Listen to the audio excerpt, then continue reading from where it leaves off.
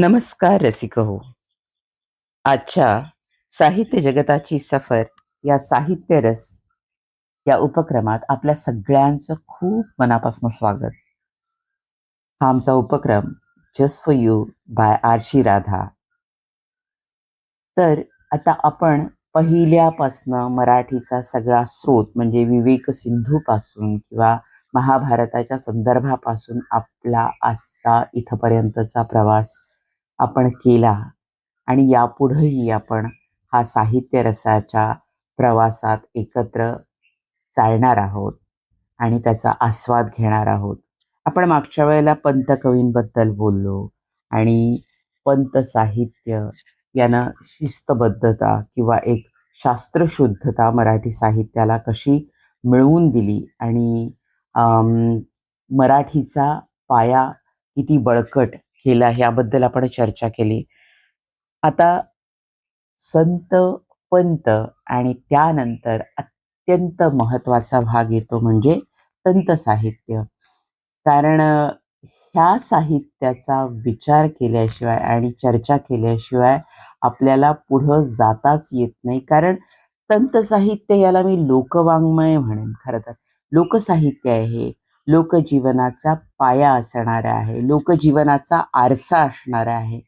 कारण ज्यावेळेला आपण संत साहित्य बघतो त्यावेळेला आध्यात्मिक जगताकडे बघतो, परमेश्वराकडे बघतो, आपली निर्मिती, आपण कोण आहोत, आपण काय केलं पाहिजे, आणि भक्तिरस हा सगळा संत वाङ्मयातून येतो. पंतवाङ्मयाचा विचार करायला गेलं तर पंतवाङ्मय हे खास वर्गासाठी म्हणूयात, आपण उच्च शिक्षित वर्गासाठी म्हणूयात, जास्त समज असणारे, बुद्धिमंत असणारे किंवा ज्ञानी असणारे, विद्यावान असणारे ही मंडळी आहेत. तो एक ठराविक वर्ग झाला. पण तंत साहित्य हे लोकजीवनातून आणि सामान्य तळागाळातल्या आणि सर्वस्तरीय लोकातून आलेल्या जीवनाचा आणि जगण्याचा आरसा अनुभव घेऊन रसरसून आलेलं साहित्य आहे. म्हणून हे साहित्य अत्यंत महत्वाचं आहे. कारण हे साहित्य त्या त्या कालखंडातलं सगळ्या प्रकारचं समाज जीवन आणि समाजाची मानसिकता दाखवणार आहे. हे खूप महत्वाचं आहे. आपल्याकडे लोकसाहित्याचा तसा अभ्यास करणारी मंडळी कमी आहेत आणि जी मंडळी आहेत ती मातब्बर मंडळी आहेत. पण त्यांच्याकडं यांचा लोकसाहित्याचा, ग्रामीण साहित्याचा अभ्यास आहे अशा शब्दात त्यांची भलावण केली जाते. पण ते किती महत्वाचं आहे, ते किती व्यापक आहे आणि सॉरी, ते किती महत्वाचं आहे याबद्दल वेगळं सांगणं नको. कारण हे सर्वसमावेशक असं साहित्य आहे. आज आपण बोलणार आहोत तंत कवींच्या बद्दल आणि शाहिरी वाङ्मयाबद्दल. तर मंडळी, आता शाहिरी वाङ्मय म्हटलं की पोवाडे, लावणी हा भाग आपल्याकडे आला आणि हा भाग काही नंतर आलेला नाही, हा आपल्या मातीतला भाग आहे. कोणी म्हणतं की लावणी परक्या जागेतून आली, कारण लावणीतले शब्द कलगीतुरा वगैरे हे खूप पर्शियन लँग्वेज मधले शब्द आहेत किंवा लावणीत इतर भाषांमधले सुद्धा शब्द आहेत. पण खरोखर लावणीची किंवा तंत साहित्याचा रुजवा किंवा मूळ हे आपल्या मराठी साहित्यातूनच आलेलं आहे. कारण आपल्याकडे संत साहित्यामध्ये सुद्धा आपण बघायला गेलो तर गवळणी, विराण्या, भारुड, गोंधळ हे सगळे प्रकार असायचे.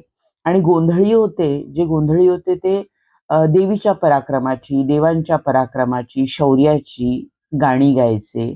आणि त्यातूनच हळूहळू जे मराठी मातीत वीर्यवान पुरुष होऊन गेले, शौर्यवान पुरुष होऊन गेले, उदाहरणार्थ छत्रपती शिवाजी महाराज हे एक नररत्न या मातीत जन्माला आलं आणि त्यांच्या शौर्याचे पोवाडे ही मंडळी गायला लागली आणि याची कवनं, पवाडे असं हे पुढं स्वरूप आलं आणि शौर्याची गीतं गाणारे हे कविवर्य, कवनं गाणारे हे शाहीर आपल्याकडं जास्त प्रचलित व्हायला लागले.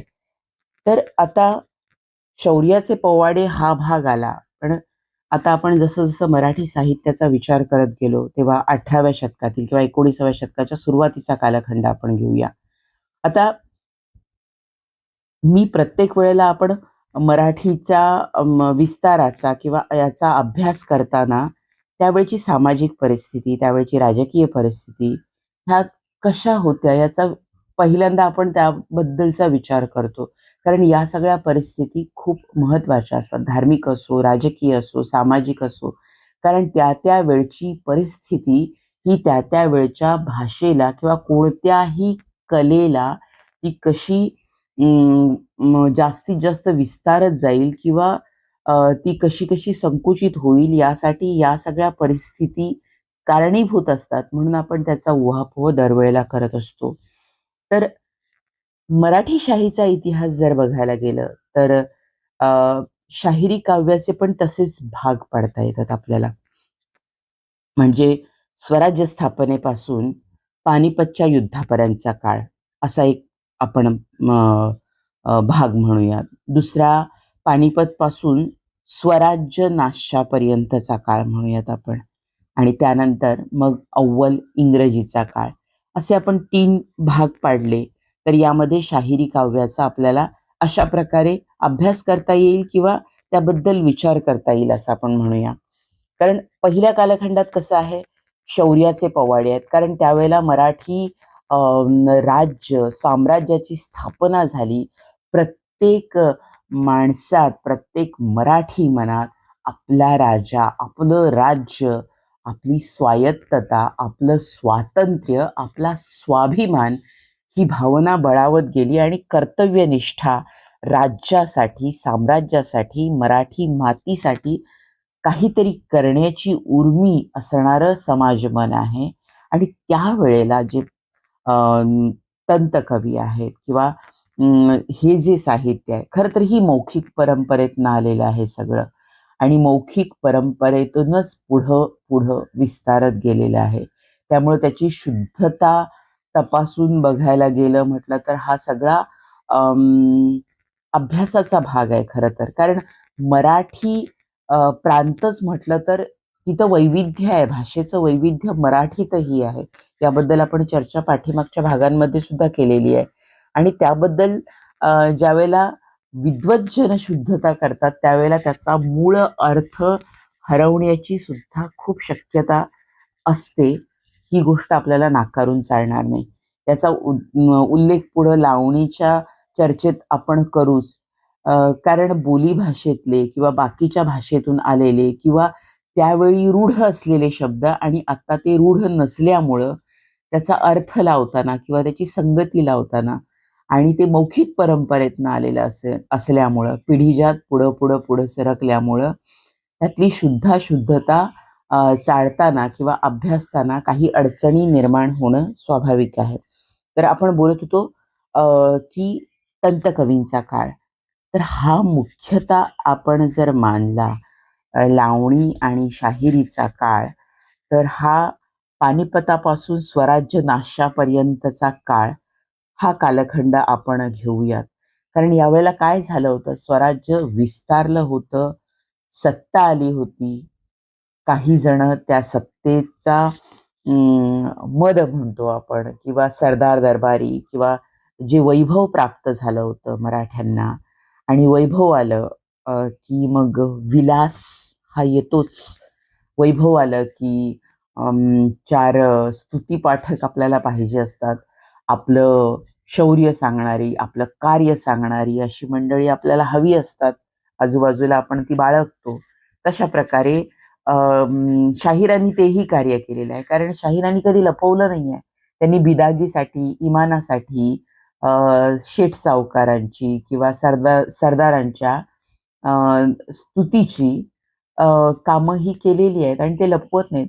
मला त्या राजाकडून म्हणा किंवा सरदाराकडून म्हणा किंवा शेठ सावकाराकडून हे इनाम मिळेल आणि त्यासाठी मी त्यांचं हे कवन गातोय, हे त्यांनी त्यांच्या कवनातून सुद्धा स्पष्ट केलेलं आहे.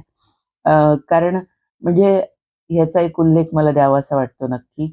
समर्थ रामदासांना अ, शाहिरांबद्दल कोणीतरी विचारणा केली त्या श्रोतेगणांपैकी.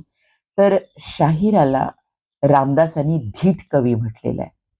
किती सुंदर, म्हणजे एका शब्दात जर सांगायचं म्हटलं तर धीट कवी. धीट कवी म्हणजे धारिष्ट्य आहे त्याच्यामध्ये, जे आहे ते सांगण्याचं धारिष्ट्य आहे. धीट आहे तो, थेट भिडतो तो. प्रसंग असो, मानसिकता असो, शौर्य असो, शृंगार असो, त्याच्यात आडकाठी बाळगत नाही. त्याचा कल्पना विलास धीट आहे. धीट कवी ही संकल्पना मला खूप आवडली म्हणून हे नमूद केलं. आता हा कालखंड आहे, हा ऐश्वर्य मिळाल्याचा आणि ऐश्वर्य उपभोगण्याचा. खरं तर मराठी माती ही कष्टाची माती आहे, कणखर माणसांची माती आहे, कष्टातून जगणाऱ्या माणसांची माती आहे. पण त्यावेळचा कालखंड आणि पेशवाई मुख्य म्हणजे, तर त्यामध्ये उपभोग विलास हा भाग आहे. आणि त्यामध्ये यांना लोकाश्रय आणि राजाश्रय मिळाल्यामुळं इनाम, बिदागी, पैसा यासाठी रचना झालेल्या आहेत. या तंतकवींनी केलेल्या आहेत. आता खरं तर अ, पराक्रमाचा काळ संपला. पानिपतच्या युद्धानंतर म्हणूयात आपण. आणि शाहिरांकडं राजे रजवाडे आणि शेठ सावकारांचं तुणतुणं वाजवण्याची वेळ आली, असं म्हणूयात आपण. कारण त्या काळात भोगविलास वाढल्यामुळं आणि लावण्यांची निर्मिती वाढायला लागली. आणि जसं जसं आपण लोकांसाठी किंवा लोकांना हे आवडतं, लोकांना ते आवडतं, जे आवडतं ते आपण सामान्य जगताला देत गेलो, तर त्याची पायरी कधी घसरेल त्या कलेची हे कळत नाही. कारण सामान्य तुला हे आवडतं ना, आणि बेसिक मुख्यतः माणूस हा प्राणी आहे. आणि प्राण्यांच्या मूलभूत भावना कुठल्या? प्रजोत्पादन आणि स्वतःला जिवंत ठेवणं. ह्या दोन मूल भावना आहेत प्राण्याच्या. आणि ही माणसातही तितकीच तीव्र भावना आहे. त्यामुळं शृंगार आणि वीर रस हे मुख्य रस आहेत. आणि या रसांबद्दल जास्तीत जास्त चर्चा करणं आणि ते ऐकणं हा एक मूलभूत प्राणी पातळीवरचा मूलभूत स्वभाव आहे हा माणसाचा. आणि त्या स्वभावाला शांत करताना जेव्हा कुठलीही कला पुढं जात राहते आणि जनसामान्याचं ऐकत राहते, ती त्यावेळेला जास्तीत जास्त पतन पावत असते, असं आपल्याला एकंदर अभ्यासावरनं दिसून येईल.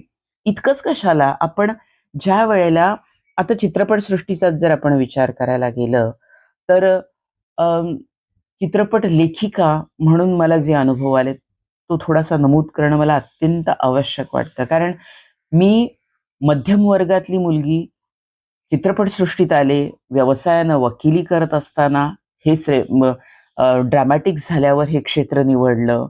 माझं नाटकाचा अनुभव होता. त्यानंतर हे क्षेत्र जेव्हा पूर्णपणे निवडलं आणि वडील इतिहासाचे शिक्षक, आणि त्या सगळ्या बैठकीतून घरात सामाजिक कार्यकर्त्या विचाराची बैठक, अशा सगळ्या मी वातावरणातनं इथं आल्यानंतर ज्या वेळेला माझं लेखन व्हायला लागलं, ते जास्तीत जास्त रिअलिस्टिक म्हणूया आपण, वास्तववादी म्हणूयात, किंवा सामाजिक बदलाचा विचार करणारं किंवा अशा प्रकारचं लेखन व्हायचं. आणि त्यावेळच्या कथा कुणाला ऐकवली की कथासूत्र ऐकवलं वगैरे, तर सरळ सरळ समोरून सांगण्यात यायचं, मैडम इसमें है ना एक आइटम सॉन्ग चाहिए, हाँ नहीं और रोमांटिक ड्यूट तो चाहिए चाहिए, और अगर ये हम ये आपके मराठी बैकग्राउंड पे करेंगे ना तो गणपती का गाना एक चाहिए चाहिए. म्हणजे हे जे काही आहे, म्हणजे मला थक्क व्हायला व्हायचं. गोष्ट काय आहे, मी काय सांगतेय, काय पोटतिडकीनं सांगते, आणि समोरचा माणूस काय अपेक्षा करतोय. आयटम सॉन्ग या प्रकाराबद्दल तरी म्हणजे इतक्या मीटिंग्स सोडून आले मी तिथून, की नाही यात घालता येणार मला. आणि माझा दंभ असेल किंवा त्यांचा आग्रह असेल, या दोन्हीमुळं बऱ्याचशा गोष्टी कधीही होऊ शकल्या नाहीत.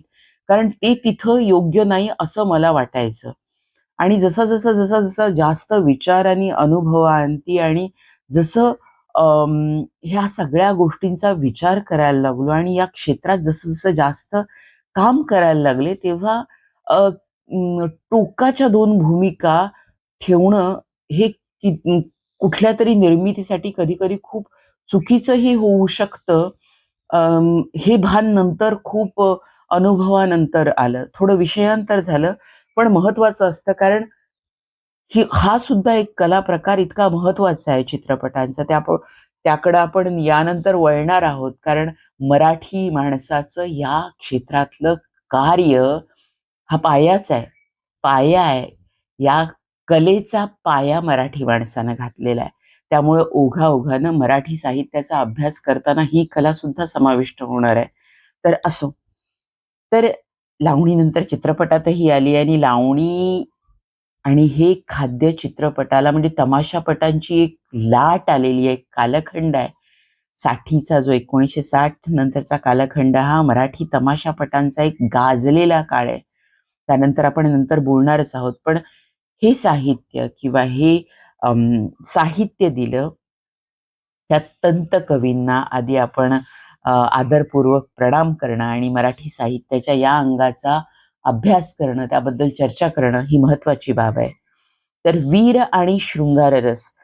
तर आता मी म्हटलं की शृंगार आणि वीररसांच्या बाबतीत आपण अभिव्यक्तीला किंवा एकंदरच या रसांच्या बाबतीत जर विचार केला तर शौर्याला शिस्तीची गरज आहे आणि शृंगाराला संयमाची गरज आहे. तर त्यावेळेला जर वीररस हा शिस्तीत आणि शृंगाररस हा संयमात अभिव्यक्त केला तर तो अत्यंत सुंदर आणि लोभसवाणा असतो. पण याची घसरण या कालावधीत झालेली आहे आणि वीररस आणि शृंगाररस हा शाहिरी काव्याचा आत्मा आहे असं मी म्हणेन. आता लावणी वाङ्मयाच्या वेळची जर राजकीय परिस्थिती आपण विचारात घेतली, लावणी जशी वाढली ही पेशवाईच्या काळातली, लावणीला राजाश्रय मिळाला, तर हा काळ म्हणायला गेलं तर हा लावणी वाङ्मयाचा काळ हा पानिपतोत्तराचा म्हणजे पानिपताच्या नंतरचा काळ म्हणूयात आपण. आणि मराठ्यांची त्यावेळेला प्रचंड हानी झाली होती.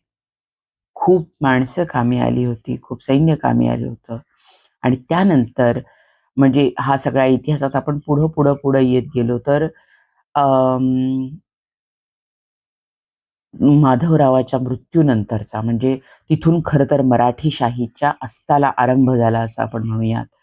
तर बऱ्याच राजकीय घडामोडी घडलेल्या आहेत या काळामध्ये आणि या राजकीय घडामोडींचा, कुठल्याही राजकीय घडामोडींचा परिणाम हा त्यावेळच्या समाजमनावर होत असतो, सामाजिक परिस्थितीवर होत असतो आणि त्यामुळं सामाजिक समाज मन म्हणूया किंवा त्यावेळचा जनमानस या सगळ्यांवर त्यावेळचा राजकीय परिस्थितीचा मोठा परिणाम होत असतो. सवाई माधवरावाच्या मृत्यूनंतर सवाई माधवरावाची आत्महत्या आणि त्यानंतर त्याच्या मृत्यूनंतर सवाई माधवरावानं राजाश्रय दिला म्हणूयात आपण आणि अ, न- या सगळ्या इतिहासाबद्दल जाणकार लोक खूप जाणतात, मला त्याबद्दल सांगणे न लगे. म्हणजे गंजून पडलेल्या म्यानबंद झालेल्या तलवारी त्यावेळच्या आणि त्यावेळची 52 खणीतली डफतुणतुण्याची गर्जना आणि हे सगळं वाहवत जाणं, मराठी शौर्याचं भोगविलासात रममाण होणं, हे सगळं मराठी मातेनं पाहिलेलं आहे, मराठी मातीनं अनुभवलेलं आहे. आणि सवाई माधवरावाच्या मृत्यूनंतर जे अंतर्गत काही स्वार्थ, हेवे दावे, संशयाचं वातावरण म्हणूया, कटकारस्थानं, सूडबुद्धीनं वागणं, आणि एकंदर आलेला धर्मभोळेपणा, जेवणावळी घालायच्या आणि म्हणजे विलासात जगणं, खोटेपणानं जगणं. खरं तर खूप काही साम्राज्य, वैभव सगळं काही गेलेलं आहे. पण आपली एक घराणेशाही, आपली एक परंपरा आणि आपण असे आहोत आणि आपण हे करतो, ह्या मोठेपणाच्या गोष्टी वास्तव विसरून म्हणजे त्यात रममाण होणं या सगळ्या इतिहासामध्ये, त्यातनं आलेला स्वैराचार, नाचरंग, तमाशे या सगळ्याला आलेला ऊत, म्हणजे हा सगळा त्यावेळची ही राजकीय परिस्थिती आहे खरं तर. आणि त्यानंतर त्यावेळी कर्मकांडांना अवास्तव महत्व आलेलं आहे. म्हणजे त्यावेळी भक्तिरस अ, जवळपास खूप कमी लोकांमध्ये राहिला असल्यासारखं झालेलं आहे. आणि जो हा पुणे किंवा या सगळा हा भाग आहे किंवा पेशव्यांच्या आधिपत्याखालचा भाग आहे. तिथल्या सरदार, कारभारी, सावकार मंडळी ही व्यक्तिशः संपन्न होत गेलेली माणसं आहेत त्यावेळची. जरी साम्राज्याची हानी झाली, हा अस्ताचा काळ होता, पण ही जी कारभारी मंडळी आहे त्यांच्याकडे संपन्नता होती. आणि त्या संपन्नतेतून भोगविलास आणि लावणी हा भाग आलेला आहे. आता लावणी किंवा शाहिरी ही संपन्नताच दाखवतात का? तर असंही नाही. जर आपण, म्हणजे हाच एक विषय आहे का? मी म्हटलं की वीरश्री म्हणजे वीररस आणि शृंगाररस हा लावणीचा आत्मा आहे. पण एवढंच आहे का लावणीमध्ये? तर नाही. लावणीमध्ये जी ही प्रचंड मोठी विद्वान मंडळी असोत किंवा बुद्धिमान मंडळी असोत किंवा स्वतःचा कल्पना विलास अतिशय उच्च दर्जाचा असणारी मंडळी जी आलेली आहेत त्यावेळी, तर त्या मंडळींमध्ये सगळ्या सगळे विषय आहेत. समाजातले लौकिक विषयांवर त्यावेळी कौनं केलेली आहेत शाहिरांनी. लावणीचे विषय खूप आहेत. म्हणजे रामजोश्यांनी दुष्काळाची लावणी केलेली आहे. म्हणजे दारिद्र्यामुळं समाजात जे दुराचार माजतात त्याचं वर्णन रामजोश्यांनी दुष्काळाच्या लावणीत केलेलं आहे. म्हणजे संपन्नतेबरोबर विपन्नता हा भाग सुद्धा लावणीमध्ये आलेला आहे. लावणीचे विषय पौराणिक कथा असतील, देवदेवतांच्या कथा असतील, त्यावेळची धार्मिक स्थळं म्हणजे पंढरपूर, तुळजापूर, कोल्हापूर, अ, जी महत्वाची स्थळं आहेत, जी देवी देवतांची, मुख्य खंडोबा असेल पालीचा, किंवा ही जी आराध्य दैवत असतील मराठी मातीतल्या लोकांची, तर त्यावरच्या लावण्या केल्या गेल्या आहेत. महत्वाच्या ज्या पेठा आहेत, बाजारपेठा आहेत, त्याच्या सौंदर्याबद्दल आणि उत्सव, सण समारंभ आणि लौकिकाच्या विषयांमध्ये लग्न असेल, सगळे जे सण समारंभ असतील, वैयक्तिक जीवनातले, बारसं असेल, लग्न असेल, साखरपुडा असेल, मिलन असेल, विरह असेल, सगळ्या प्रकारचे विषय, मुख्य म्हणजे स्त्री पुरुषांबद्दलच्या मूलभूत भावना आणि या सगळ्यांचं वर्णन आणि त्याबद्दलचं साहित्य, हे आपण तंतकवींच्या आणि लावणीच्या वाङ्मयाबद्दल आपण म्हणू शकू. लावणी म्हणजे लावण्य, सुभग एक रचना, सुंदर रचना म्हणजे लावणी. भाताची लावणी करतात आपण कोकणात बघतो. भाताची लावण करतात म्हणजे भात इतस्ततः असं पेरलेलं असतं आणि त्यानंतर छोटी रोपं आल्यावर ती उखडून काढून पुन्हा त्याची लावणी शिस्तबद्ध पद्धतीने लावणी करतात. लावणी हा शब्द कसा आला असेल याबद्दल खूप चर्चा न करता ते साहित्य आणि त्याचा जनमानसावर कसा परिणाम होत गेलेला आहे याबद्दल आता आपण बोलतोय. तर वीरश्रीचं आणि शृंगाराचं वर्णन करता करता ह्या लौकिक वाङ्मयाचं, या लौकिक जीवनाचं, युद्धावर जाणाऱ्या पतीला निरोप देणाऱ्या विरहिणीचं वर्णन, किंवा कारण मराठी माणूस हा सातत्यानं लढाईवर जाणारा माणूस आहे. तो साम्राज्यासाठी लढला, त्यानंतर बंडखोरी तो इतरांसाठी लढला, आणि त्यानंतर इंग्रज आल्यावर जो इंग्रजांच्या छत्राखाली गेला आणि त्यांची चापलुसी म्हणूया किंवा त्यांची पायपुसणी म्हणून राहणारा माणूस त्यांच्यासाठी लढला. हे खरं तर दुर्दैव म्हणता येईल किंवा ती ती त्यावेळची सामाजिक आणि राजकीय परिस्थिती म्हणता येईल. पण युद्धावर जाणाऱ्या शिलेदाराला निरोप देणं आणि त्यानंतर त्याच्या विरहात दिवस काढणं, त्याच्या पुनर्मिलनाची वाट बघणं आणि आल्यावर पुनर्मिलनाचा आनंद साजरा करणं, हा खूप मोठा विषय लावणीमध्ये आहे. आणि मग त्यासाठी शृंगार करणं, आणि त्या शृंगाराची वर्णनं, हा सगळा भाग लावणीमध्ये मोठ्या प्रमाणात आलेला आहे. आणि हे असं करत करत असताना लावणी अधिकाधिक शृंगारिकतेकडे वळलेली आहे. आता लावणीची रचना छंदोबद्ध नसते. लावणी कशीही, म्हणजे काही इतिहासकारांनी म्हणूयात किंवा मराठी भाषेबद्दल विचार करणाऱ्या विचारवंतांनी म्हणूयात, कधी कधी लावणीकडं आणि शाहिरीकडं हिणकसपणे बघितलेलं वाचनात आलेलं आहे. म्हणजे इतकंही नाही, पण लावणीला छंदोबद्ध मात्रांवर लावणी उभारलेली आहे आणि ठसकेबाजपणा आहे तिच्यामध्ये. आणि लावणी जशी राजाश्रयामध्ये बैठकीत गायला गेली, म्हणजे ती रागदारीमध्ये गायली गेली, त्यावेळेला तिच्यामध्ये बदल झालेले आहेत आणि त्यामुळं लावणीचं सौंदर्य वाढलं असं आपण म्हणूया. पण त्याला शास्त्रीय बैठक नाही हे म्हणणं खूप चुकीचं आहे खरं तर. कारण लावणीचा ठराविक रचना आहे, खटकेबाजपणा आहे, ठसकेबाजपणा आहे आणि मात्रा आहे त्याच्यामध्ये, मात्रांयुक्त आहे. आणि लावणीचा किंवा शाहिरीचा असा अभ्यास करणं गरजेचं आहे, कारण या साहित्यानं मराठीला खूप मोठं वैभव दिलेलं आहे. आणि मराठी मन त्यावेळेचं सामाजिक, त्यावेळेचा तळागाळातलं म्हणूयात किंवा सामान्य मराठी माणूस किंवा सामान्य मराठी जनता ही कशी त्यावेळी जगलेली आहे हे बघता येतं आपल्याला. समाज मन कळतं. कारण खूप सारा माणूस हा कष्ट करणारा आहे, एकतर लढणारा किंवा कष्ट करणारा माणूस आहे. आणि त्याच्यासाठी मनोरंजनाचं साहित्य जेव्हा निर्माण केलं जातं त्यावेळेला वीरश्रीच्या कथा, वीरश्रीची कवनं, वीरश्रीचे पवाडे, वीरश्री संचार करण्यासाठी या लढणाऱ्या माणसांमध्ये निर्माण करण्याचं काम हे तंत साहित्यानं केलं. आणि जी श्रमिक मंडळी आहेत, दिवसभर आपल्या शेतात खपणारी मंडळी आहेत आणि त्या माणसांचं मनोरंजन करायचं आहे.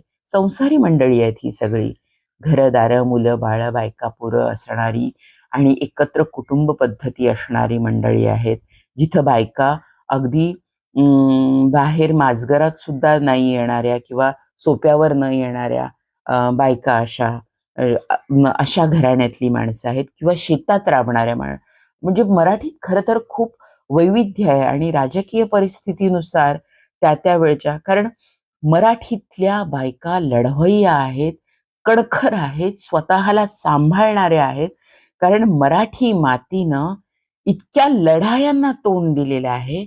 ज्या वेळेला पुरुष घरातला कामी येतो, कर्ता पुरुष कामी येतो, त्यावेळेला घरातल्या बाईला पुरुष बनून किंवा मर्द बनून, म्हणजे त्यावेळच्या भाषेत सांगायचं झालं तर, कारण पुरुष आणि स्त्री ही फार वेगवेगळी आहेत असं न मानणारी ती दोन माणसंच आहेत हे मानणारी खरं तर माझी वैचारिक बैठक आहे.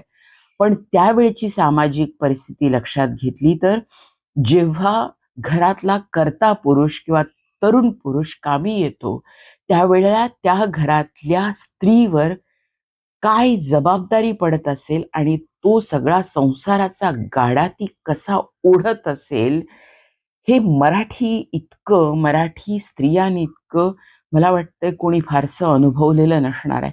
त्यामुळं मराठीत कर्तबगार स्त्रिया सुद्धा प्रचंड होऊन गेल्यात आणि कणखर स्त्रिया, लढवय्या स्त्रिया, ज्यांच्यातलं पौरुष जागं झालं असं म्हणूयात आपण, त्या स्त्रिया सुद्धा खूप आहेत. आणि कधी कधी म्हणजे सत्ता आली की स्वैराचारही येतो आणि हा स्वैराचार लावणीत नकळतपणे उमटलेला आहे. स्त्री स्वैराचाराची सुद्धा खूप गाणी किंवा लावण्या आपल्या मराठीत आलेल्या आहेत. जसा लावणींचा आपण ज्या ज्या वेळेला अभ्यास करत जातो, जे जे आपल्याला सापडलेलं आहे ते आपण वाचत जातो, त्या वेळेला हे सगळं कळताना आपण मग त्यावेळच्या राजकीय, सामाजिक परिस्थितीचा जास्तीत जास्त विचार करायला लागतो की हे कसं कसं झालेलं असेल. कल्पनाविलास तर आहे यामध्ये, धीटपणा आहे, थेटपणा आहे सांगण्याचा, पण हे येतं कुठून? हे समाजातनंच कुठून तरी आलेलं असतं.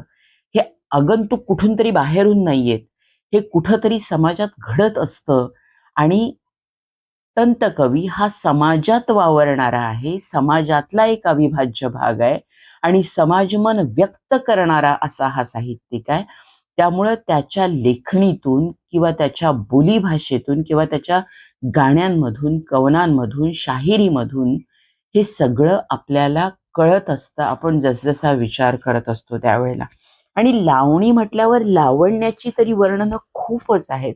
म्हणजे लावण्यांचा अभ्यास करायला गेलं की आपल्याला आपले दागिने कळतात. किती सुंदर सुंदर मराठी दागिन्यांचं वर्णन, मराठीत वापरलेल्या मुख्यतः हिरवगार किंवा पिवळाशार ही सगळे रंगांची वर्णनं, मराठीत जास्तीत जास्त वापरात असलेल्या रंगांची वर्णनं, दागिन्यांची वर्णनं, त्यावेळच्या चालीरीतींची वर्णनं, म्हणजे पानविडा हा प्रकार जो आहे, आपल्याकडे पान दिलं जातं, त्या खायच्या पानाची वर्णन, त्याच्या सौंदर्याची वर्णनं, म्हणजे जी जी कृती आहे, आपण जे जे कार्य करतो त्या कार्यातलं सगळ्यातलं सौंदर्य टिपून शाहिरांनी इतक्या सुंदरपणे मांडलेलं आहे. आणि खरं तर हे सगळं मौखिक परंपरेतनं आलं. जेव्हा तमाशा वाढला किंवा तमाशातून एका तमासगीराकडून पिढीजातपणे ते दुसऱ्या तमासगीराकडे गेलं, हे मौखिक परंपरेतनं जास्त गेलंय. त्यामुळं अशुद्ध झालेलं आहे, अशुद्धता आहे यामध्ये बरीच. पण हे सगळं सौंदर्य आहे. म्हणजे खूप परफेक्शन असलं, म्हणजे खूप शुद्धता. म्हणजे ज्यावेळेला खूपच प्रकाश असतो आणि जर सावली नसली तर आपल्याला एक 3 डायमेन्शन कळत नाही. म्हणजे फक्त प्रकाश असला तर कळत नाही, आकार कळणार नाहीत आपल्याला. हो ना? म्हणजे आकार कळणं जे असतं त्याला सावली, शेड अँड लाईट म्हणतो आपण 3 डायमेन्शन कळणाऱ्याला गोष्टीला. त्या सावलीची, त्या शॅडोची आणि त्या अंधाराची, त्या अशुद्धतेची, त्या विशुद्धतेमध्ये गरज असते. त्यामुळं ते 3 डायमेन्शन म्हणतो. ते आपल्याला कळतं चित्रकाराच्या भाषेत सांगायचं झालं तर. आणि लावणी किंवा तंत साहित्य म्हणूयात आपण, शाहिरी साहित्य आहे, हे 3 डायमेन्शन आहे असं म्हणू, की त्यामुळं त्यावेळचा सामाजिकतेचा, समाज मानसाचा 3 डायमेन्शनल स्ट्रक्चर आपण जे म्हणतो ते आपल्या लक्षात येतं. आणि हे सगळं साहित्य खूप महत्वाचं आहे. कारण या साहित्यानं मराठी माणसाला एक दिमाग दिमाखात उभं असतं. पोवाड्यावर डफावर थाप पडली तरी आपलं रक्त सळसळतं. आपण कुठेही परदेशात भटकत असलो, काही असलो कुठंतरी, आणि कुठंतरी लावणीची ढोलकी ऐकू आली, की आपले कान टवकारतात आणि आपल्याला इतकं काहीतरी आपलं भेटलंय याचा परमानंद जो होतो, हे परकीय मुलखात गेल्यावर आपल्याला जाणवतं. आणि ज्यावेळेला आपण इथं असतो त्यावेळेला आपण लोकसाहित्याबद्दल किंवा हे ग्राम्य साहित्य आहे आणि याबद्दल नाका मुरडतो. पण स्वाभाविकपणे ज्या वेळेला कितीही कुणीही विद्वान असला आणि जो खूप आव जरी आणत असला, की मी खूप म्हणजे शहरी आहे आणि काय म्हणजे अगदी साजूकपणाचा जरी आव आणत असला, तरी ढोलकी ज्या वेळेला ऐकतो, ढोलकीवरची थाप ऐकतो, त्यावेळेला त्या माणसाच्या रक्तातली सळसळ ही त्याच्या पावलं किंवा हात, त्याचे हात तरी ताल धरतील किंवा पाय तरी ताल धरतील, इतकी ताकद या साहित्यात आहे. आणि म्हणून हे खूप महत्वाचं आहे. यामध्ये ग्राम्यता आहे, असू देत, पण तो आपल्या समाज जीवनाचा भाग आहे. त्यातली गेयता आहे, ज्यातलं त्यातला विलास आहे. हे जे सगळं आहे त्यातलं सौंदर्य आहे, हे सगळ्याला आपल्याला अत्यंत लोभसवाणं वाटणार आहे. आणि अजून सुद्धा आपल्याला चित्रपटामध्ये एक तरी लावणी, म्हणजे जे आयटम सॉन्ग म्हणत होते मी, म्हणून म्हटलं मी पहिल्यांदा की आपण टोकाचे विचार करतो, पण ज्या ज्या वेळेला आपण अभ्यास करत जातो त्यावेळेला जनमानसाला, जनमानसाची पकड घेण्यासाठी किंवा जनमानसाला आपल्यात बांधून घेताना, त्यांचं मनोरंजन करताना त्यांना काय आवडतं याचा विचार काही मर्यादेपर्यंत कलेत करणं, काही मर्यादेपर्यंत हा शब्द मी जाणून बुजून वापरते, काही मर्यादेपर्यंत वापरणं खरंच गरजेचं असतं.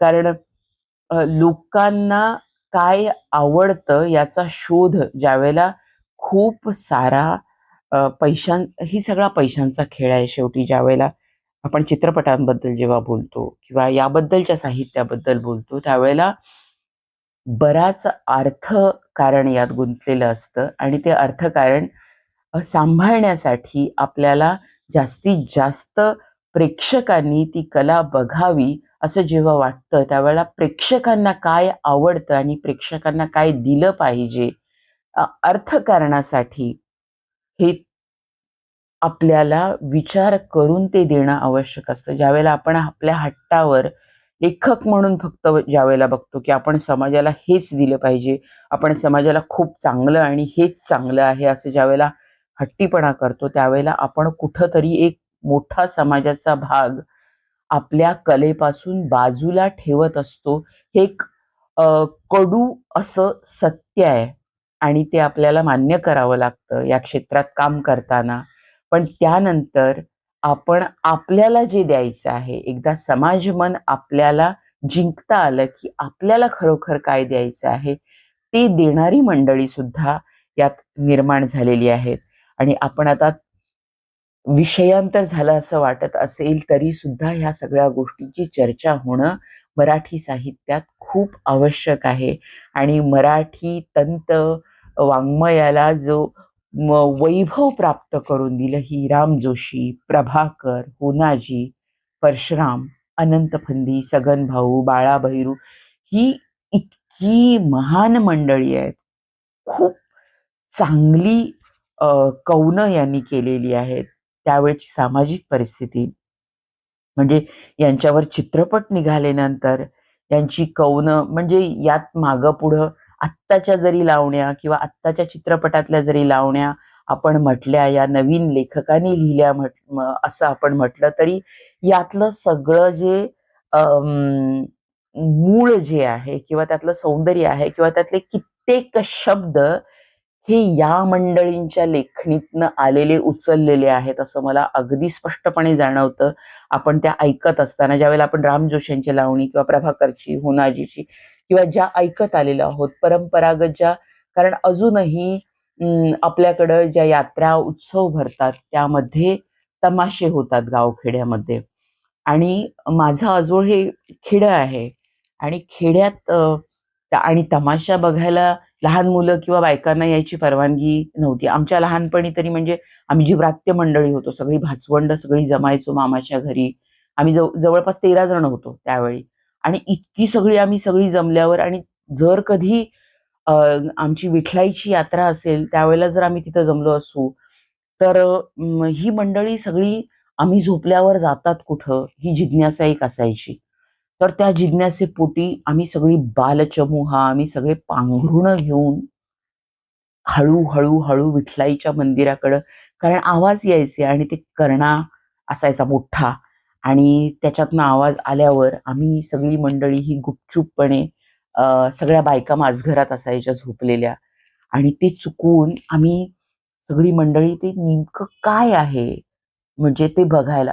खूपच, मी तर खूप लहान होते, खूप लहान होते, मला त्यातलं काही कळायचं नाही, पण ती ओढ होती जी की ते इतकं सुंदर वाजवणं, ती तालवाद्य, ते टुणटुणं आणि तो सोंगाड्या, गवळणी, आणि मुख्य म्हणजे म्हणजे त्यावेळेला विनोद नाही कळायचे, पण लोक खूप हसतायत, खूप आनंदी आहेत लोक, आणि खूप उत्सव खरा तिथं जाणवायचा लोकांच्या मनातला.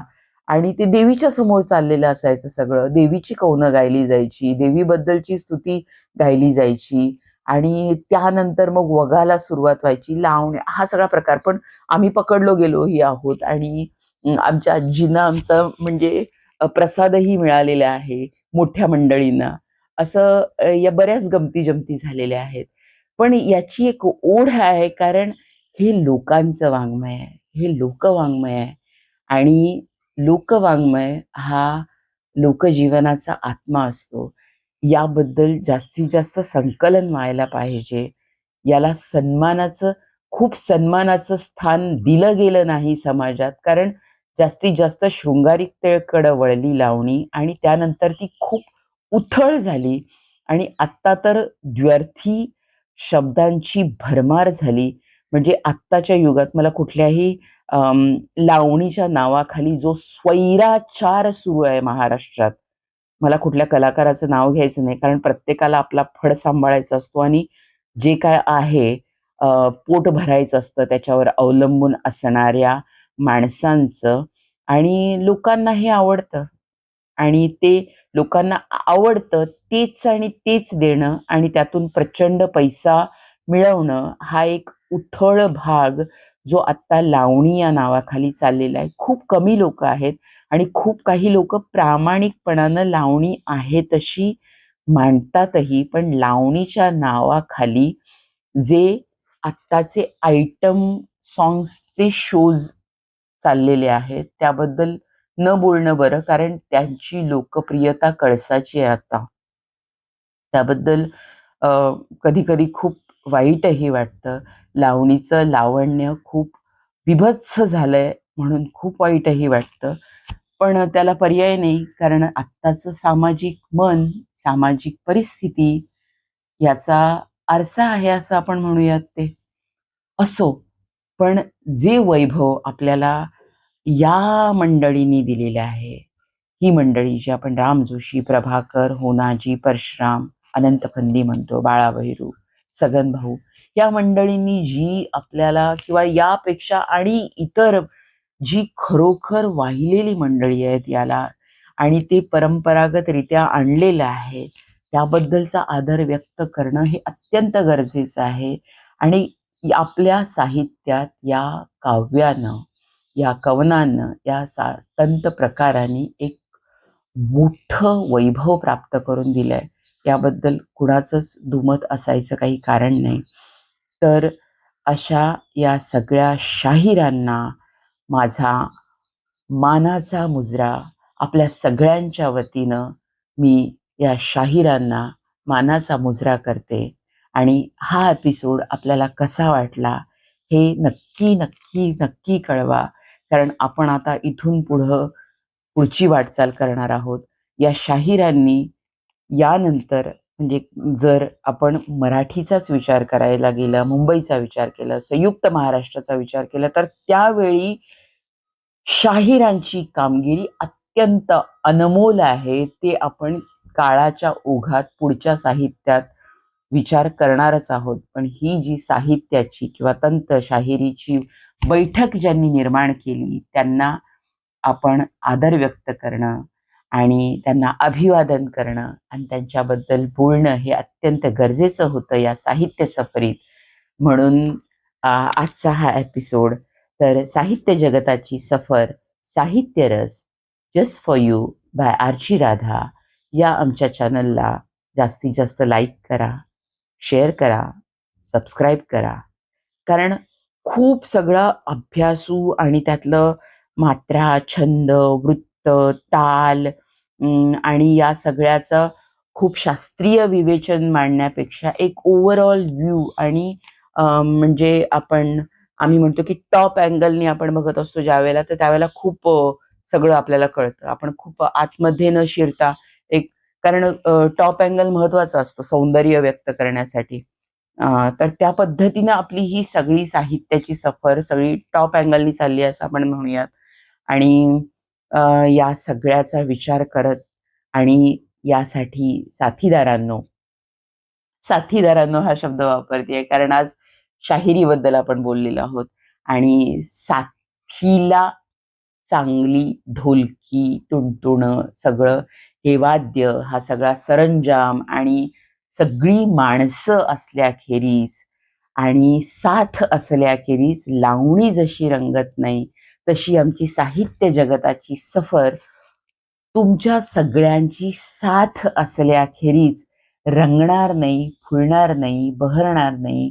तर त्यामुळं आपल्या साथीसाठी विनंती करते, आर्जव करते आणि आजचा एपिसोड इथंच थांबवते आणि पुन्हा आपल्या भेटीला येईन मराठी साहित्याच्या सफरीमध्ये. साहित्य रसाबद्दल चर्चा करण्यासाठी, बोलण्यासाठी शब्दसुमनं घेऊन पुढच्या वेळी, पुढच्या भागात. नमस्कार.